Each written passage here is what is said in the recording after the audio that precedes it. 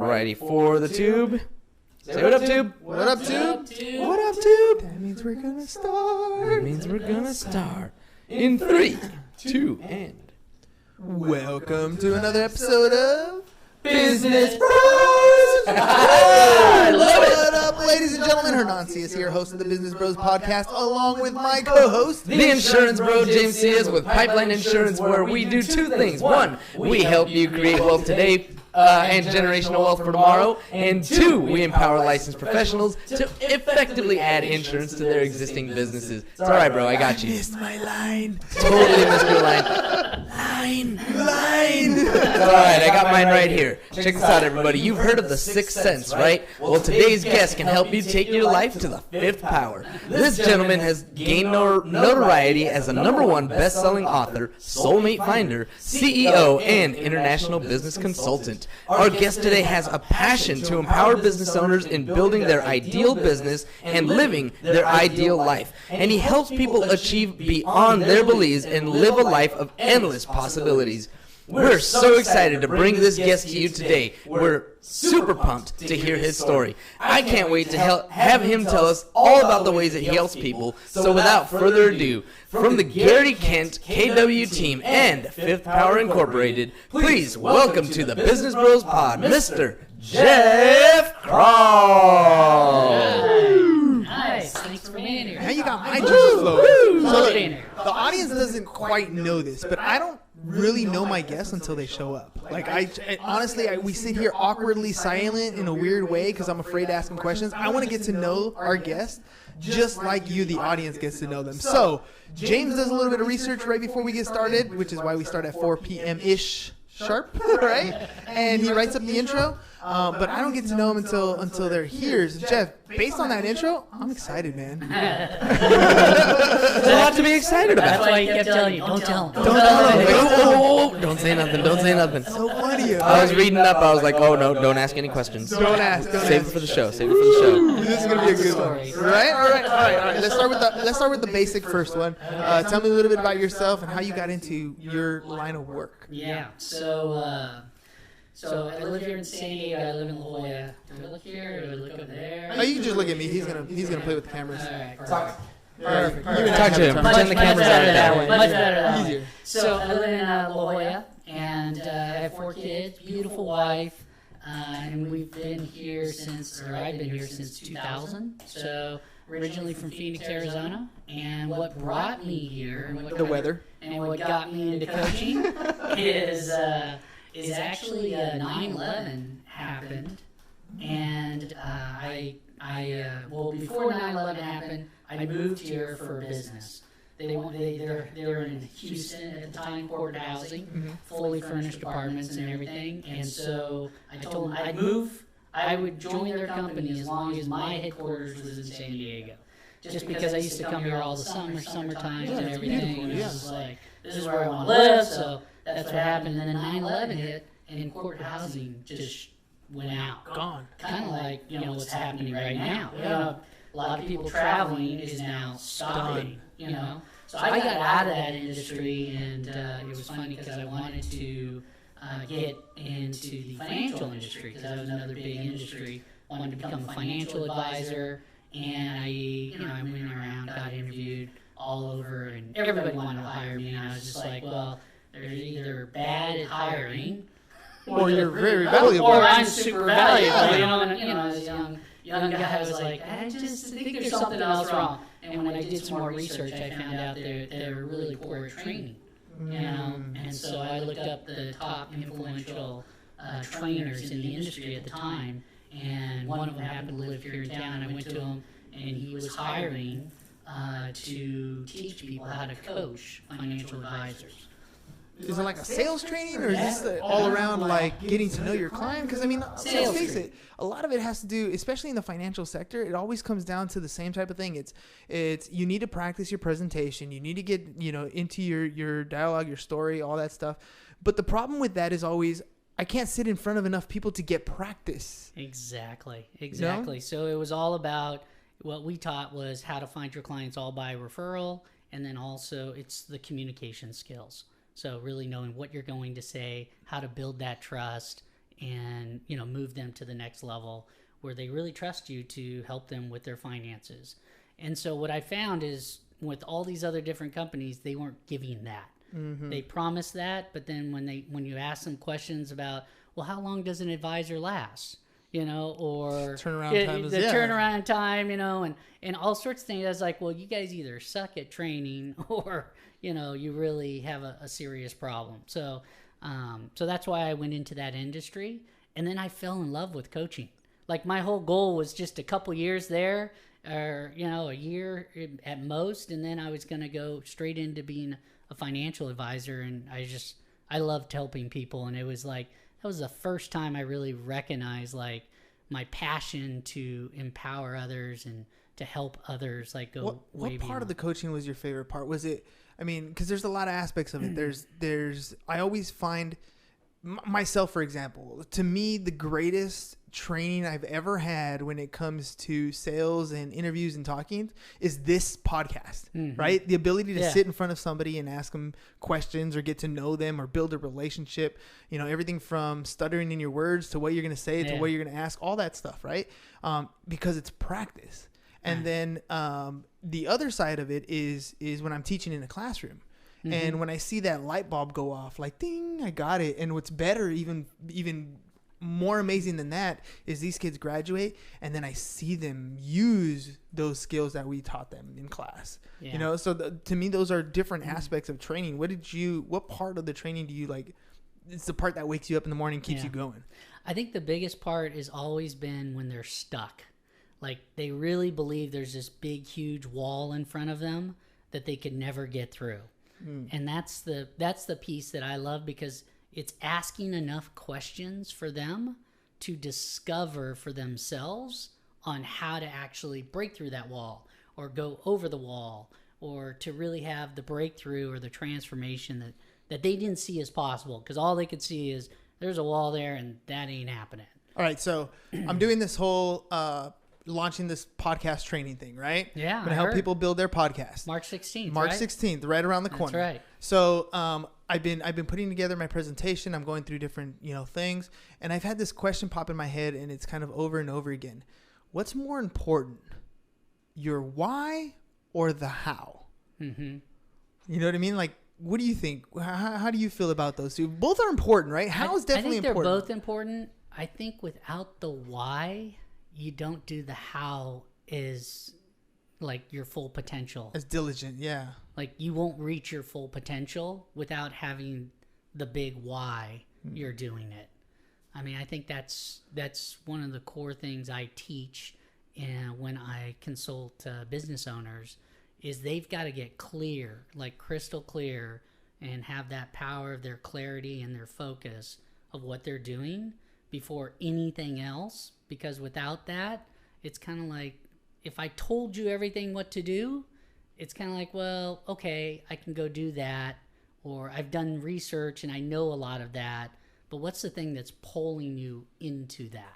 And I think that's usually the big why. I think that's a very important part. Clarity is like vital. So we've had our insurance company for some time now, and in the past year and a half, we've been meeting with the owners, with our partners, and trying to figure out, okay, what are we going to do next? What are we going to do next? And we kind of broke down most recently of like, why is it that we're doing this, and what is our structure? We got to be able to explain it so that every single employee that works for us can clearly understand what we're doing.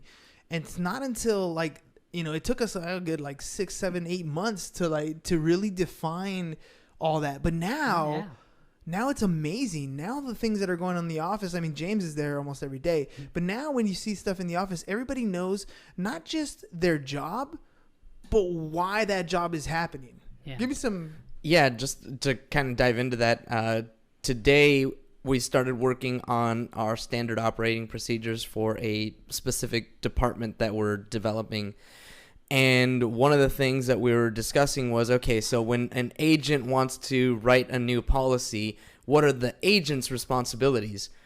And so we threw something on there that ended up causing kind of a double entry for the agent. And I went back to those things that we had created at that corporate meeting in January. I said, look, one of the things that we're doing is rule number 1 right here. Make it as easy as possible for agents to write, submit, and refer business.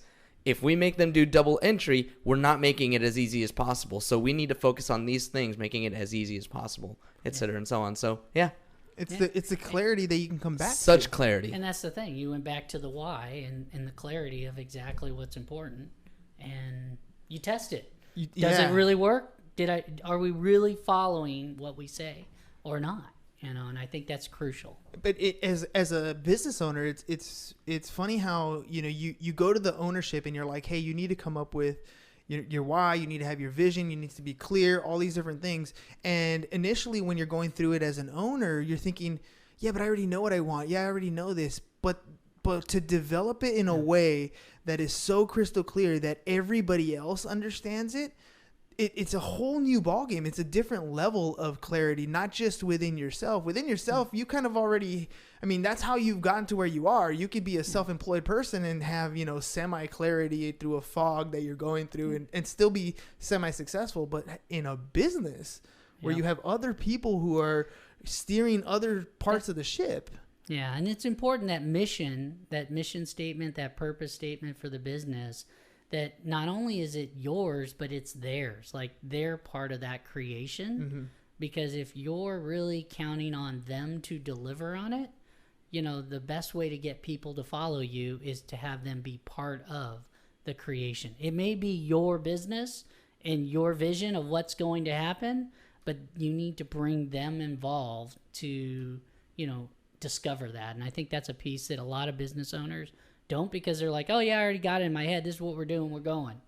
Right? And they step over that piece, and it's kind of like just telling people what to do.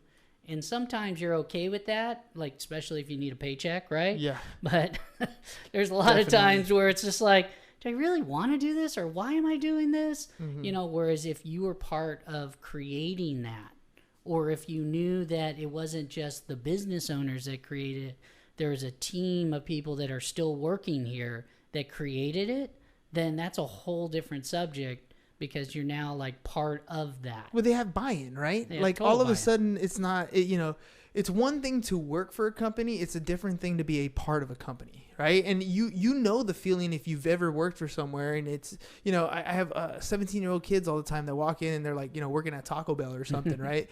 And, you know, and they'll come to me and they're like, they don't even know, like, oh, I do all this. I'm like, look, Taco Bell was there before you got there. Taco Bell will be there after you got there. You're not such a vital piece of that. Your job is to learn what you possibly can there, acquire some skills, acquire some experience. And if that's not your thing, move on to something that is your thing. But it's not that you're a vital piece of this. You know, you work for the company. You're not a part of that company. And there, you know the difference. You know, and I think when you're talking about, you know, having that clarity and sitting down with the employees, that part is more of being inclusive with them. Wouldn't you say? Yeah. Yeah, absolutely. I mean, you definitely, I think, like what you're saying, having that all together makes the huge difference. I mean, that's what makes the biggest difference for them to have. And when they have the clarity and they're bought in on everything, then they're going to move faster for you. They're going to produce bigger results, and you're going to hit your vision and their vision at the same time. Okay, so tell me a little bit. I want to hear some stories. What kind of stuff have you been involved in? Everybody wants to hear the car crash, and I don't mind if you tell me the car crash, some stuff that didn't work out. Let me tell you a long time ago. But share with me a little bit about, you know, what's a day in the life with Jeff? So I do consulting for business owners, primarily what we call high performance coaching. So it's a little bit different. I'm certified through the Institute of High Performance. You may have heard of the High Performance Habit book by Brendan Bouchard. Yes. So I'm certified through him. There's about 600 of us in the world that actually deliver the content that's in the High Performance Institute's research. So all the research that was created of that book is what I teach. Okay. So don't worry about that. No idea what it was. Piano played? Yep. All right. And that's your cue to keep going. And keep going to the next step. So anyhow, so I teach those sessions to business owners, and it starts with clarity, you know, which is, again, one of the most important aspects. That's why I really believe that's important. But high performance coaching is just crucial from that aspect, because once you have, the energy, and I'm not sure if you're familiar with it, but the study that was done was all on top performers in multiple industries, whether they're an Olympic athlete or they're a business manager or stay-home moms or whatever. They measured people on always being like the best parent or being the best manager or the best salesperson or the best in whatever field. As long as they were consistently, like they won it multiple times, then they were surveyed and they found the top 6 elements that were crucial that needed to be focused on, and that's what the Institute teaches. So that's what I teach. We're talking about like their daily habits, routines, and main habits that you need to do everything that you already in your business. You need to have certain habits that help you do that. So I mean, one of the big ones is just energy. I mean, you guys have a tremendous amount of energy when you walk in. You can hear you on the podcast. It's entirely different than most people's podcasts, because your energy that you bring. A lot of people can't generate that. Like they have no ability to drink generate, water. That's where it comes from. Or whiskey. See, I'm a there you good. go. I took your advice. There you go. So, but it's those aspects that, again, that I teach inside my sessions with my clients. But the thing that got me really passionate is helping people find their ideal client. So wherever business owners are, I love working with the sales team just because that's where I can make the biggest impact financially on the business. I do sales culture training as well. But on the most part, I want to teach them, how to find that best ideal client and duplicate them. And I like to do it all by referral. I mean, I know many other ways. Same here. But referral is hands down the best. All this funnel stuff and different things that are out there nowadays that are all buzzwords for business owners to get distracted. I think if they just focused on their top few best clients, they could easily build their business around them. So to dig a little deeper on that, are we talking nurturing or acquiring? Because when you hear the buzzwords, acquiring's tough. Customer acquisition is not easy, especially when you're talking on a referral basis. It's very difficult because a referral comes from after like and trust, right? And that's hard to develop. Like if you have somebody who's just breaking into the industry, somebody who just got their real estate license, somebody who just got their insurance license, getting them to understand the value of a referral is difficult because they think, they have this impression of I got my license, now everyone in the world's going to come to me, right? And that's just not necessarily the case. Exactly. What do you, how do you, when you come into these sales teams, you have people who have been in the game for, a long time, and they obviously have built that foundation and they're a referral-based business at that point. But you have people who are brand new. It takes work. So when I ran Keller Williams in La Jolla, so I used to be the CEO there and managing 253 agents, same kind of thing. I just got my license. I'm good to go. Yep. Here comes all the business. And no, it isn't. It really came down to having productivity people, hold them accountable to doing the activities that need to happen. No difference in business alone, but there's certain activities from a referral-based business that's entirely different than like cold calling people. And so I think that's the thing that people don't really understand, especially about real estate. They really don't understand how much work real estate agents work. Like I've been in the financial industry and now the real estate industry, and there's so much I could teach financial advisors that the real estate agents are doing, that if they did that in the financial industry, their results would be crushing it. Yeah. And that's the thing that I think people don't really understand. I mean, on the referral side for a financial advisor, they can make $20,000 to $50,000 recurring. Yep. That means next year it's coming again. Yep. And next year it's coming again. With assets under management, you're talking. Yeah, of course. Yeah. And even on the commission side, I mean, they could generate huge chunks in commissions and then get a referral from that as well. And on the real estate side, especially in San Diego, you can still make some huge money. Yeah, the price points are high But enough. I think the skills that I've seen more from financial or from real estate agents, believe it or not, they're more honed on their skills because they're doing a heck of a lot more activity than I see from a financial advisor. What are some of those activities? Which ones, if you could nail them down into a couple, like, 2 or 3 maybe that they've honed in? Because, I mean, you walk into some brokerage offices and they're going to say, you need a door knock, you need a cold call, you need to, you need to make 100 contacts today. Like, and I get that because obviously the more you do, the better you're going to get. I mean, that's just hands down what it's going to be. But you were talking about finding your ideal client. Mm-hmm. Like, there's a big difference between identifying the exact person you want to go after and just picking up the phone and calling FSBOs, for example. Right. I think going back to your earlier one, which is, is it about nurturing or is it about, acquiring? And I think the nurturing part starts with your existing people that you do know fit your profile, and you do, build more trust. I tell a lot of my clients to do events where they can provide value to those best clients in a way where why wouldn't they refer you everyone that they know?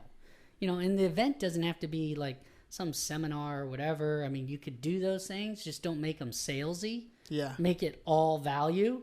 Like, there shouldn't even be a sales presentation to that. It's like, if you liked what you see, give me a call. That's should be the end of it. That's it. It doesn't have to be something where, people are, trying to sell something. Well, this is why I'm the best kind of thing. But I mean, it could be as simple as, if you're into fishing, why don't you just take a group of people fishing and invite your best clients and have them bring their friends. Show them a good time. And just do that every single weekend. Yeah, that's your thing. Why not do that? I mean, because you're going to build trust. You're going to build stories, right? You're going to want to work with your friends. And then eventually they're going to want to know what is it that you do, or they're going to go, well, now I understand why John works with you. It's funny, though, because what you just described there is not a churn and burn transaction. Like, for me to take you out fishing and hang out, whatever, I might not get a transaction or a deal from you for a good year, maybe. You know what I mean? And it's really difficult to get somebody who's new to understand the value of that foundation that you're building. Because, when we talk about building a business, you talk to anybody who's been in business for 10 plus years, it's all about, when you ask them, how do you get new clients? Oh, they all come referrals. Yeah. Well, why is that? It's not, you're starting off at the very beginning and you want to build a referral business, but you're not willing to put in the work to get to that referral base. It's very, very difficult. Yeah. And I think that's the consistency of doing that. You'll see more in real estate agents, or at least top producing real estate agents. Mm-hmm. There's a huge percentage that just really are not willing to do any work whatsoever. They're just waiting. I come to a meeting, notice that we're all realtors here, so we're not going to be. You're not going to get a sale from me. I just want to let you know. You might want to pick a different meeting. Yeah, well, and that's the part. That's the part that's different. Is dollar productive activities versus busy work, right? Yeah. Going to those trainings and learning about the real estate contract and those things. Yes, they're important, but they're not dollar productive activities. You need to be in front of a client, or you need to be in front of somebody telling them what it is you do every single day. And the question is always, how do you do that? Yeah, but it's your choice. And I think that's one thing I help business owners really hone into is, what do they like doing, right? Like you mentioned, real estate agents, right? Door knocking and all. It's like, if you don't like that aspect, then that shouldn't even be a choice on your list. Exactly my point. I mean, like, remove it. You only need 1, maybe 2 only things that you want to practice, and it should be 2 that you like. Yes. If you just like people to come to you, then in the real estate agent, why don't you just do house. Open houses? Yeah, they come all day all long. the time. Why can't you do 7 open houses a week? Yeah. Do you know what I mean? Be surprised how many people you get in front of. I don't want you to come to the office. I want you to hold an open house. Every single day. And just collect the data and collect the data and collect the data. And then we'll teach you step 2. Yep. But it's like, if that's what they're comfortable with, then do that. Yes. Become masterful at that. You know, it's funny because when I've been talking about doing this podcast thing, one of the things that I keep going over and over when people will ask, you know, I want to do a podcast show. I want to do it on, you know, real estate. I'm like, it's kind of boring, dude. Like, I don't know if you're gonna want to do a real estate show. What else do you like to do for fun? Yeah, you know what I mean. There's totally something else. You know, yes, we're gonna brand you as the real estate agent, but not the real estate agent talking about market updates every day. Right? That's not the most interesting thing. Yeah. But maybe you're a real estate agent that likes to bake. Yeah. Right? And so every day you're going to put on, or every day or once a week, you're going to put together a feast that you would have made dinner anyways for your family. It's just, this one's going to be recorded, and we're going to maybe, you know, you invite a specific client that you want to work with, or a couple different clients that you want to work with. Yeah. And this is your podcast episode. This is your content piece. Yeah. And this is you branding yourself as the real estate agent, hosting an event for particular clients that you want to deal with anyways.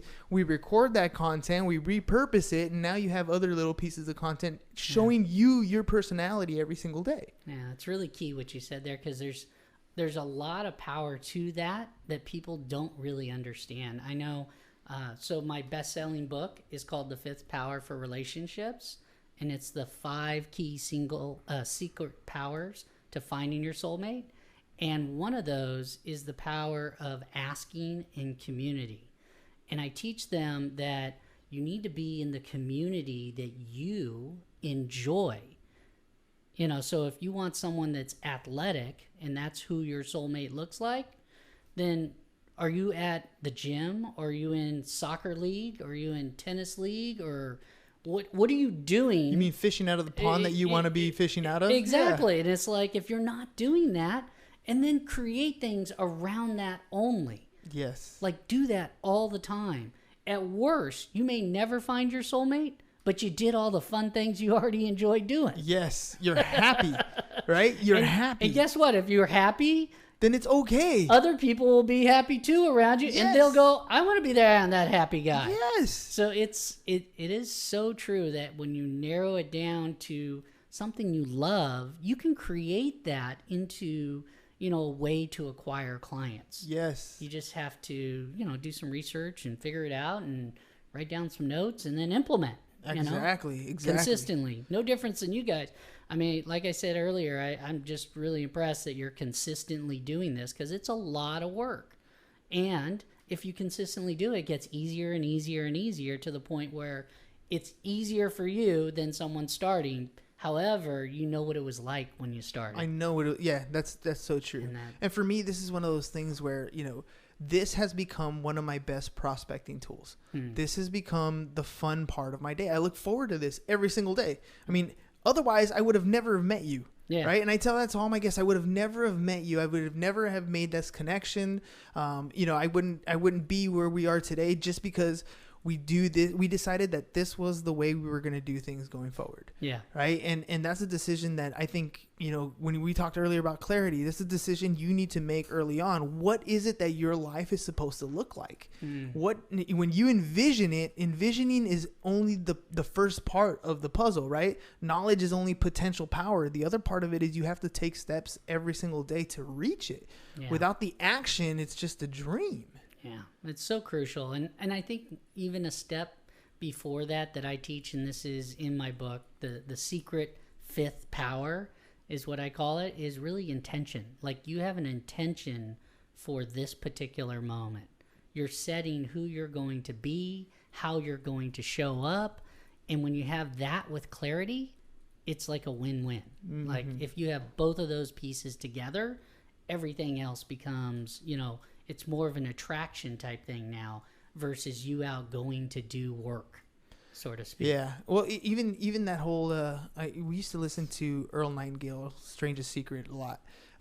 Recently, we had a day at school where I showed The Secret in class, right? And and I always, every time I watch those, I always get the same question. So if I just think about it, it'll happen. I'm like, kind of, right? You can't just throw it out there and say, this is what I want. There has to be that action. James and I, for the longest time, I mean, still to this day, we always talk about what comes first, the mindset or the action. It's so funny because we actually had a comment about that from Nolan Hoskins, exactly that. That whole argument. That subject. Yeah.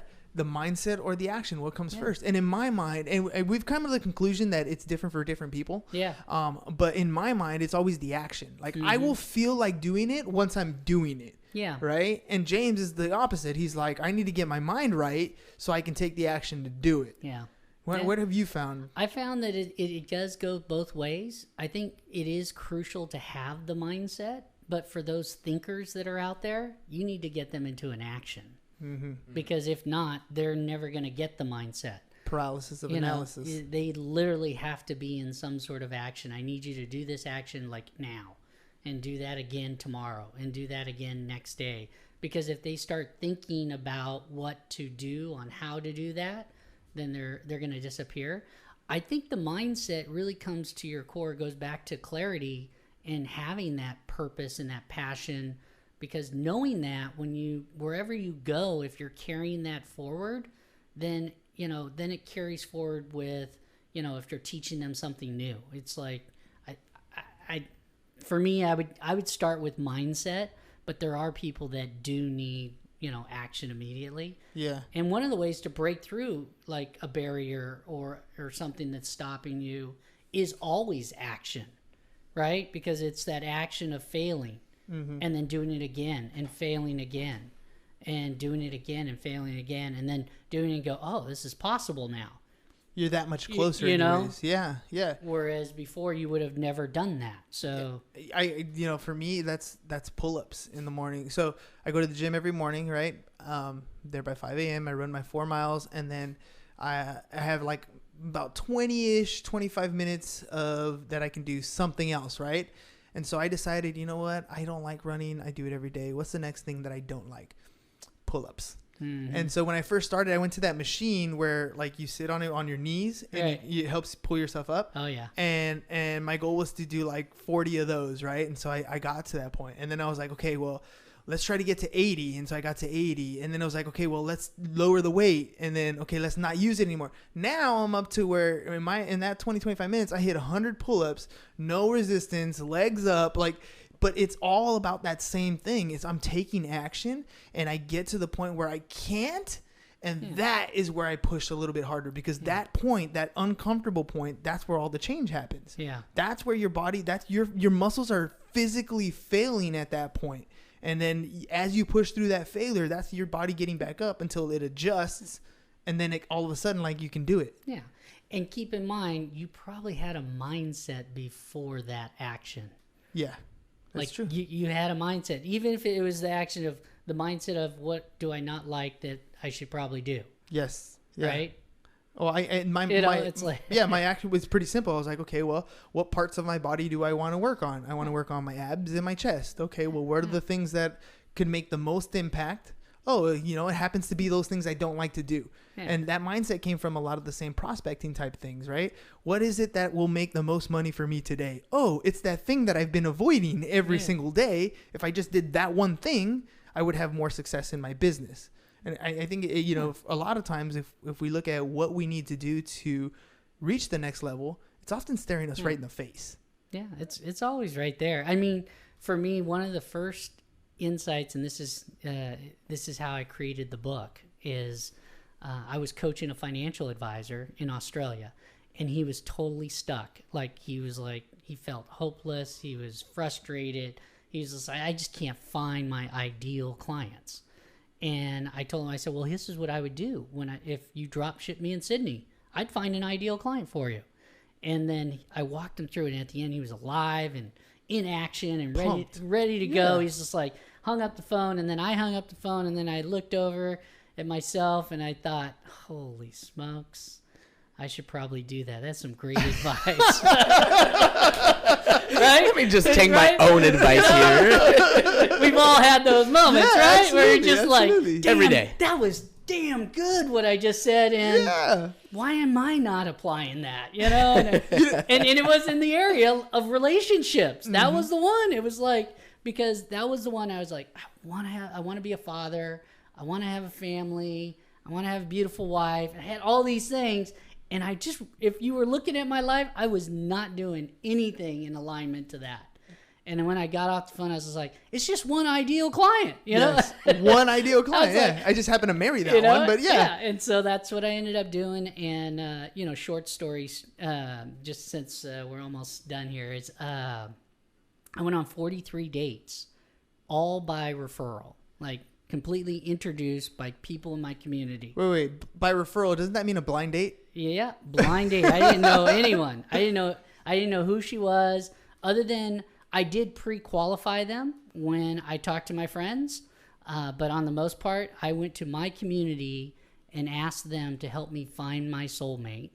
And I went on 43 dates in 120 days, all by introductions from my community. And it was specifically the same outline that I teach business owners, just through relationships. And then too many people said, man, you did that. And then they're like, you should write a book about it. And then again, I fought that for many, many years. And then I thought to myself, why do I not just take that darn advice again? And I went back and I wrote the book. So was it you felt like you weren't good enough to write a book, or you just were procrastinating writing it? You know, one of my habits that always shows up, or internal conversations, is I'm not good enough. Yeah, it happens to me all the time. It happens all the time, you know, and it's like, thank you for sharing, Brain. I'm just not going to move forward with that. Ignore. Or I just realize it after hearing it like 2 or 3 times of someone saying something. It's like, why am I fighting that? Mm-hmm. You know, and then I'll get to the core of it, which has something to do with I'm not some good limiting enough, belief that some you have, limiting belief that's there. And then it's like, well, you know, and part of it was for the book aspect is I hate reading. Mm-hmm. Audibles. You know, thank God for Audibles, you know, because that's all I can do now. But it's like, I hate reading, and I was like, why do I even want to be an author? Oh, you know, I don't even like to read. You know, it's funny because today I tell my students all the time, they're like, I don't want to write an essay. I go, good. Yeah. Then if you just put that mouth of yours to work, it'll work today. Like literally on your phone, I hit the little speaker button, I go, talk. Yeah. Today's world, it's so much easier. I mean, like even when I wrote the book, I used a tape recorder, you know, and I recorded it. And then I sent the tapes to a ghostwriter and said, transcribe that and, you know, ask me any questions you need to know to fill in the gaps. Make it beautiful, yes. To fill in the gaps. And that's how I wrote my book, you know. It was much easier than the way my brain envisioned it. Sitting down with a pencil. And so on. I wrote my outline. That was probably the only pencil activity I did, was write an outline. And then I just hit record and kept sending out and so on. But bits and pieces. Yeah, but it's so true in today's world. I mean, right now, I know on my Android phone, I can literally hit a record button. It'll record me talking and transcribe you all at the same time, and I don't have to pay any fee whatsoever. It's just like I can copy paste that and send it. I do that with some of my coaching notes when I'm coaching with people. I'll hit my record on my phone, so that when I say, oh, yeah, I'll give you a transcript of what we just talked about, they're like blown away. And it's like, it's no big deal to me. I just hit the button. Using technology. Man, dude, like that got me thinking. I was like, man, however, comma, we should have been reading that a long time ago. Yeah. But using a ghostwriter, I know a couple wives of ours that have English degrees. Right? Yes. Why not? Might make a big difference. They want to write a book. They can help us co-write one. Yeah, why not? Why not? It was funny because to find my ghostwriter, what I did was I did the exact same process. I asked my community, who do they know that are writers? And I asked them to send those introductions to me. And then I took all those introductions, I sent them my first tape, and asked them to transcribe and put it into writing of what they thought I communicated. Some asked me questions, some didn't. They sent it back, and then the one that sounded just like me was the one I hired.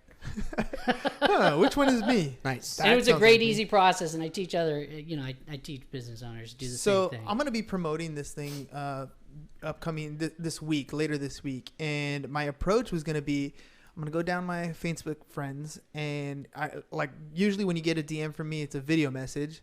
I'm going to do the same thing. I was going to video message and be like, look, hey guys, I'm putting together this podcast thing. I want to, if you know anybody who's even considered doing this podcast, can you do me a favor and share this link with them so they can come and check this out for me?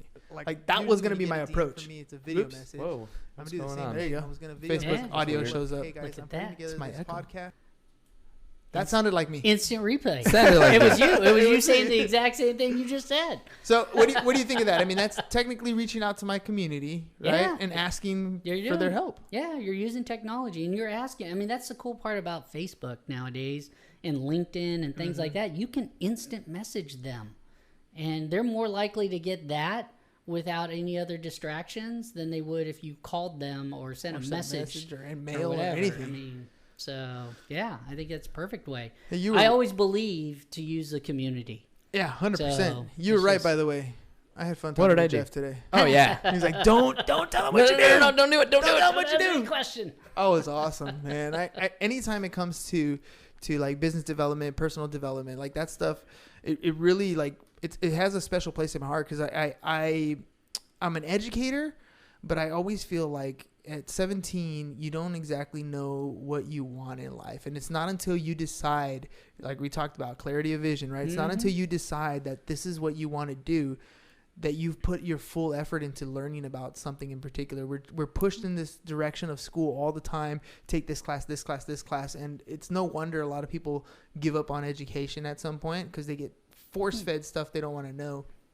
But the power of learning things to develop yourself as an individual, to become a better person, a better business owner, a better friend, a better spouse, a better father, whatever it is, that's huge. I mean, you know, we kind of hinted on it, but the goal here in all of this is to be happy. Yeah. Like without it, there's why are you waking up in the morning if you're not happy every single day?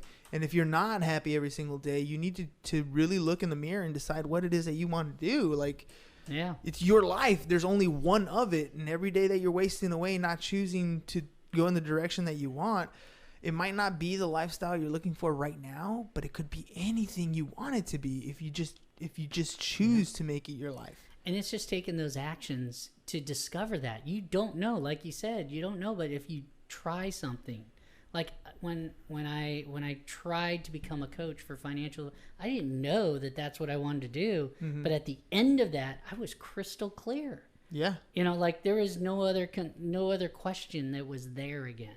It was always, I want to be coaching and consulting, and that's it, period. Done. You know, but it took me a long time to get to that point, failing at different things, trying on different things, but that's the beauty of it, especially when you're like, you know, kind of talking to my seniors in high school right now, but you're about to graduate and I'm like, now's the time for you to take risks. What is it that you want to do? You want to go travel, backpack through Europe, go do it. yeah. You know, well, maybe not with coronavirus, Yeah.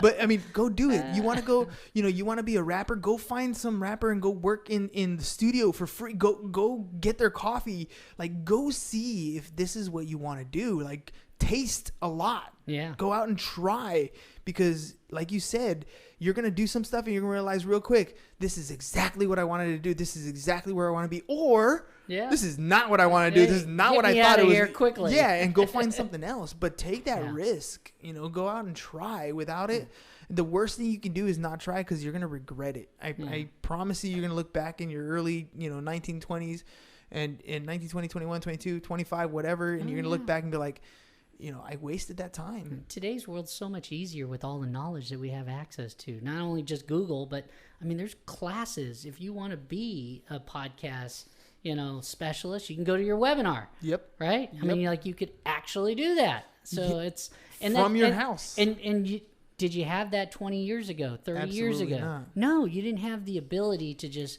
go to something and see something as quickly as you could now. You can pull up an encyclopedia. Yeah, you could. That's right. right. Those big, huge. That's right.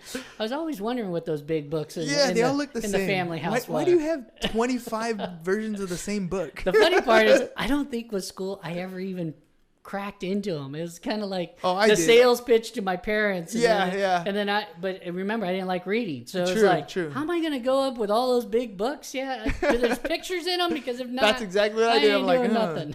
I need a quote. Look, there's a quote there. I'm taking that one. Cited encyclopedia. Hey, met the quota. Jeff, man. Hey, man, Yes, thank you you for bet. coming on the Yeah, show. of Really course. appreciate it.